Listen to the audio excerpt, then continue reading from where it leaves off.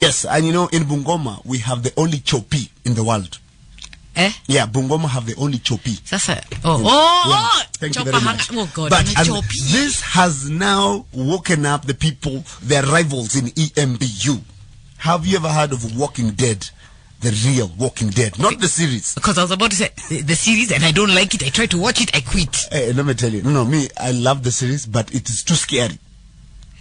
You actually got scared? I watched episode 1, 2, 3. I was like, there are too many dead people. You go to bed, you just start thinking about dead people. I'm like, I forget about it. Anyway, so back to EMBU. Yes. A family in Embu shocked villagers last week, that was on Friday, when they decided to move 3 graves of their loved ones to a new burial site so that they can be able to transfer ownership of the land to a private developer. Are you understanding this story? What? So these guys were living in some place in EMBU. They had a piece of land. They got broke. They decided they need to sell the piece of land, but there was a catch. There was a problem. They had 3 graves there. So in order for them to be able to sell the land, yes, they had to undead the dead and move them to their new location so that they can sell the land. Exhume. I know, but that doesn't make it sound dangerous. So, okay, so why are you shocked? Listen, this is what happens. Yes. Do you know before you undead the dead, you have to go to the court? Of course. You have to go to court, get a court order that will allow you to exhume the bodies. And before you do all that, you have to prove to the court that you have enough reason to move the bodies, and also you have a location that you have found sufficient to take these bodies. Yeah.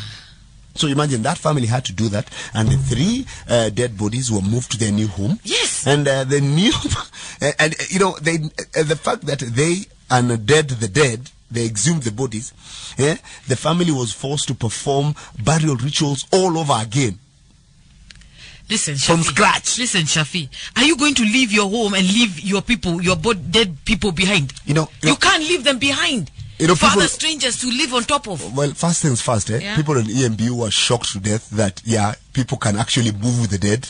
When you one day decide to sell the land that you decided to bury the dead in, instead of burying them in a cemetery. So my point is this. The dead should live with the dead. You cannot have dead people living in your backyard, Kalekye Mumo. Especially if you're broke. If one day you might decide to sell that land, and then you want to start waking up the dead again. Listen. Are you not finding this complicated? No, I'm not. I don't see why you're worried about it. It happens all the time. The dead should live with the dead. You cannot live with the dead in your backyard. What do you think at 26 minutes past 7 on the morning kiss? And yes, one thing's for sure. People have done traditional burying in the backyard over and over. It's nothing new. That is where people are buried. You see, I'm not refusing that's where people have been buried. But you know what? The moment you do that, make sure that situation is permanent. You cannot wake up one day and decide you want to sell that land.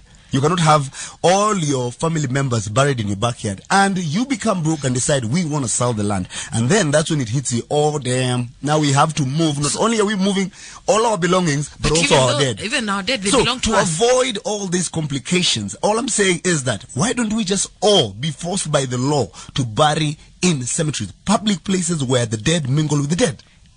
Valerie, Ati, what are you saying today? Today I'm supporting Shaffie Weru. Why? Kalekye, how can you move with ghosts in your whatsoever?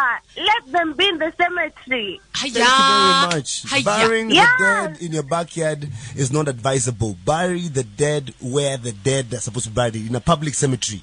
Waende huko kwa cemetery, huko ndio penye wanafaa. We are the living now, wamekufa. Do you know? Hakuna kubebana na maghost kwa gari, nothing like that. Kalekye Mumo. Now ghosts, Tena, listen.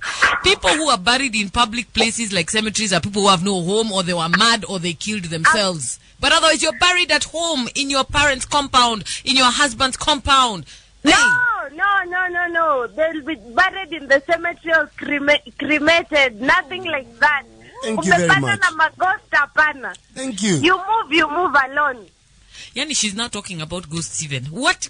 No, she's decided the dead are ghosts. Whatever. You call them whatever you want to call them. But out of respect, let's just refer to them as the dead. And the dead should mingle with the dead in cemeteries, not in your backyard. TMK. What is this fear of saying that we are burying our people in our backyard? Isn't that tradition and it must be followed? Please. It's a morning kiss.